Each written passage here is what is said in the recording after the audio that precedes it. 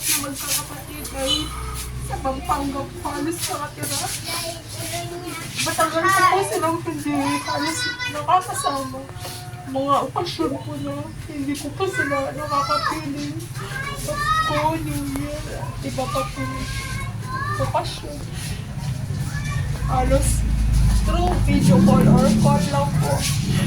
Then ko lang po sila nakikita, nakakausap.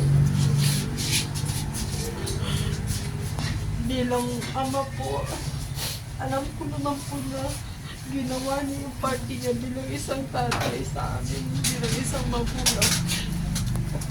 Simula po pagkabata. Hindi naman po niya kami bayaan ng mga anak niya. At parati niya pong sinasabi sa amin, yung para po sa kapatid namin na bunso na magtulungan po kami magkakapatid. Na magmahalan kami. Bawat isa kung ano man po yung maging problema. Magtutulungan po kami sa abot ng aming makakaya. Maraming salamat po sa inyong lahat. Naging parte rin po kayo ng alos ilang taon na nakasama po niya. Ni Papa, naging masaya, alam ko po naging masaya siya lalo na po sa pagtulong at yung service yung ginagawa po niya. Yun po. Nasabi nga po niya na pag gumaling ako, gusto ko ulit magtrabaho.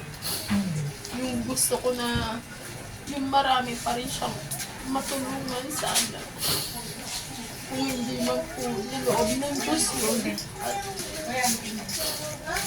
kalooban na po niya, kalooban na po ng Diyos na pagpahingayin siya ay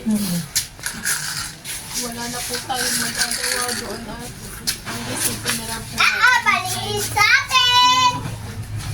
wala na po siyang mararamdaman sakit at makakapagpahinga na po siya. Hindi na po siya mahihirapan. Maraming salamat po sa inyo. Sige. Thank you. Salamat.